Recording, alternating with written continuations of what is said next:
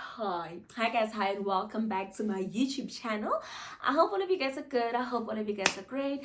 I know I am. If you are a returning subscriber, thank you so much. Like, I don't think you guys know how much this means to me for a person to just decide to just watch my videos. You really don't have to, but you chose to. I'm very grateful for that.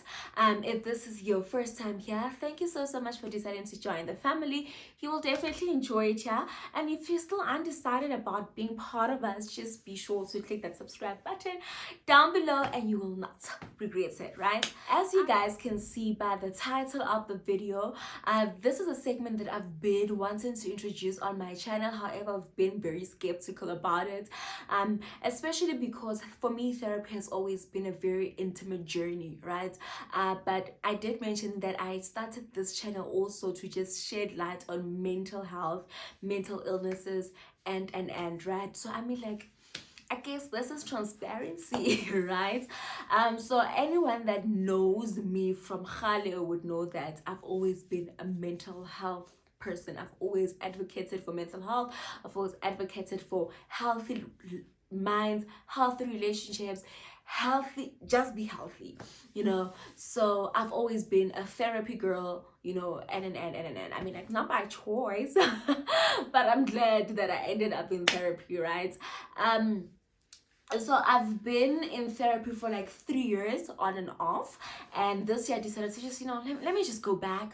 Let me just go back, because I also have a tendency of just sweeping things under the rug and not having to deal with situations, which is a horrible thing, by the way. But I mean, that's why we are back in therapy, to fix such things, right?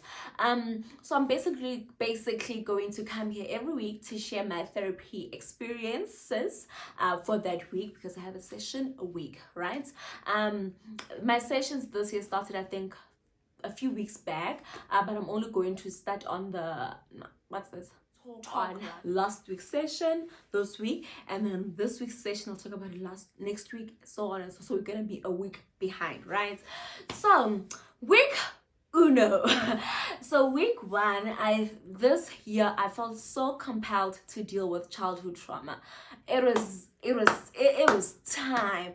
I was adamant to deal with childhood trauma because I've seen it creep in the weirdest scenarios, right? It creeps in friendships, it creeps in romantic relationships.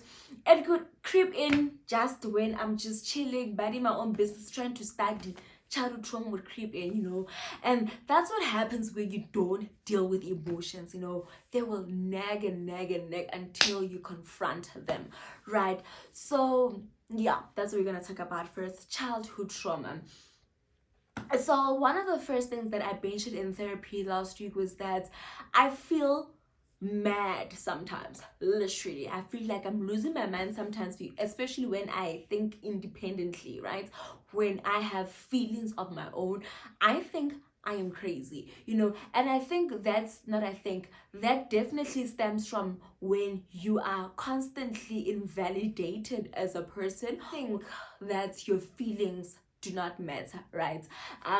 So especially in Black households, this happens a lot, where he's just not validated. People just don't care what you have to say. People just walk all over you, people just speak all over you. And I've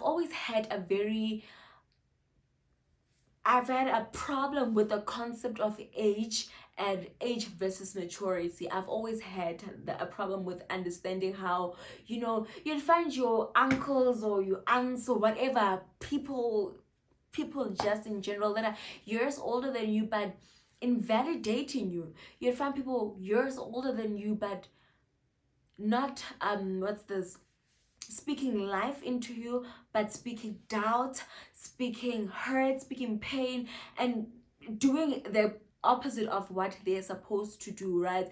And I think one thing that I've always trained myself to do, especially in such situations, is to extend these people grace, because I also am aware that this is a vicious cycle. They've adapted these traits from people they were under, right? So they don't know better. So I'm very happy that this is now a generation that is so intentional about breaking these generational cycles, right.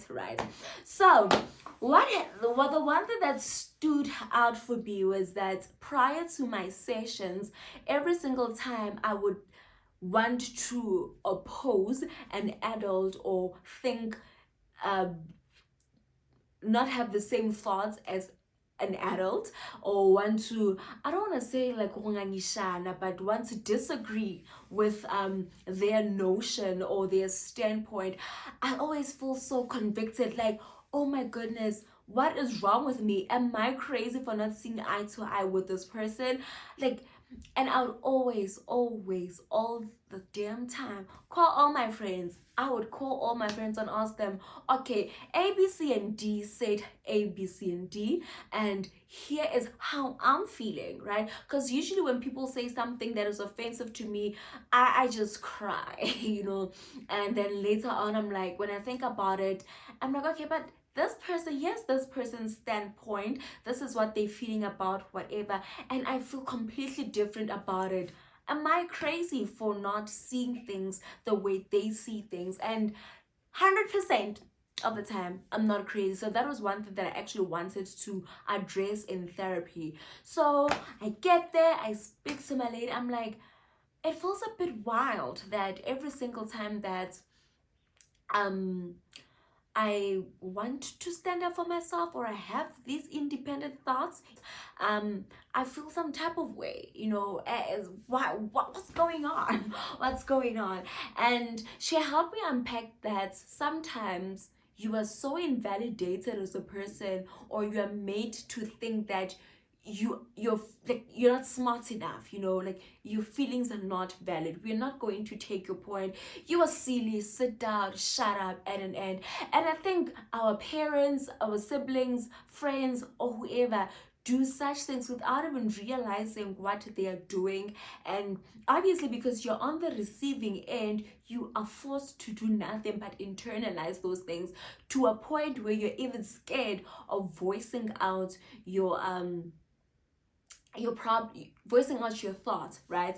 So that is one thing that I learned in therapy, that my feelings are actually very valid. You know, just because people don't see, just because I don't see eye to eye with people doesn't make me less of a person. Just because people don't give me the time of day or whatever doesn't make my opinions or feelings less of, you know.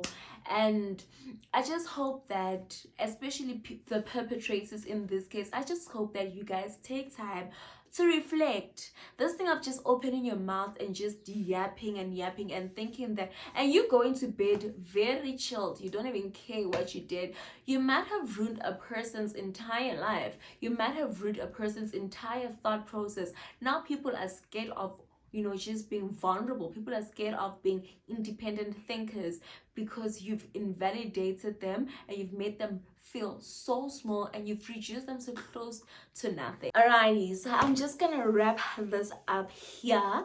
I hope you did learn something, right? But how we concluded my session yesterday was that unfortunately, the thing about people that hurt you, you can't control them.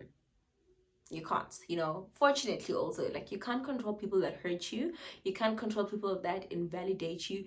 There are certain narratives that influence you and affect you negatively that unfortunately you can't control. The only narrative that you can control is the one that you have, or you make, or you create rather, for yourself. So what I was tasked to do in therapy is, I know a lot of people say this is boring, but it works, guys. Constantly affirming yourself does magic to you, okay? I will tell myself that, you know what, I am valid, my feelings are valid, I matter. I love myself. I'm safe in this space that I'm in. I'm very safe. I'm protected. No one can intimidate me or make me feel less of in my space, right? My own lane, my own pace, my own race, you know. And I think also one thing that my therapist that mentioned was the serenity prayer. I will leave it here, but it basically says, Lord, please give me the serenity to fix what I can, um, accept what I can't, and grants me the wisdom to know the difference. You know, there's some certain things that I can change, certain things that I can't, and may I know what I can change and can't change.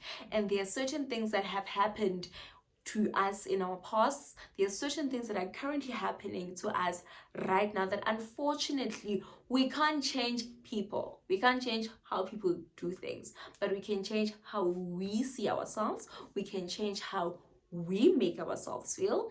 We can change what is within our scope of living. But other than that, there's really nothing that you can do. And I think also that's the beauty of life. You have control over just yourself, and that's enough. I'll definitely see you guys on my next video. I don't think I'm gonna drop a vlog because your girl is writing, and yeah, your girl is definitely writing. But I will drop another insert, another therapy insert next week. Be good, be great. I love you guys so much. Please like my videos. Please like, please comment. Let me hear your thoughts. Let me hear what you've been invalidated on. Let me hear your therapy experiences. Let me hear your childhood traumas. Let's heal together. That's why we have this channel. Let me stop rambling. I'll see you guys soon. I love you guys also so much. Don't forget to like, comment, share, and subscribe.